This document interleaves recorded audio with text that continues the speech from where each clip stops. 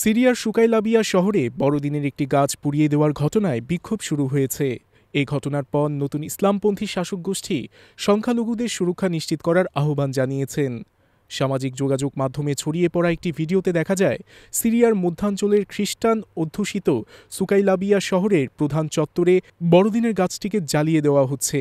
বিরোধী দলীয় ইসলামপন্থী সংগঠন হায়াত তাহরির আল শাম, যারা প্রেসিডেন্ট বাশার আল আসাদের সরকার পতনের নেতৃত্ব দিয়েছিল, জানিয়েছে যে এ ঘটনায় অপরাধীদের আটক করা হয়েছে। এসটিএসের প্রতিনিধিরা সংখ্যালঘু ধর্মীয় ও জাতিগত গোষ্ঠীগুলোর অধিকার ও স্বাধীনতার রক্ষার প্রতিশ্রুতি দিয়েছেন।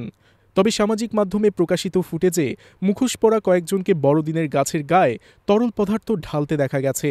তবে তারা গাছের আগুন নেভানোর চেষ্টা করছিল নাকি আগুন আরও বাড়ানোর চেষ্টা করছিল তা এখন স্পষ্ট নয়। মঙ্গলবার দামেস্ক সহ বিভিন্ন স্থানে এ অগ্নিকাণ্ডের প্রতিবাদে আরও বড় বিক্ষোভ অনুষ্ঠিত হয়। দামেস্কের কাসা এলাকায় বিক্ষোভকারীরা বিদেশি যোদ্ধাদের বিরুদ্ধে স্লোগান দেন, সিরিয়া স্বাধীন, বিদেশিদের চলে যেতে হবে।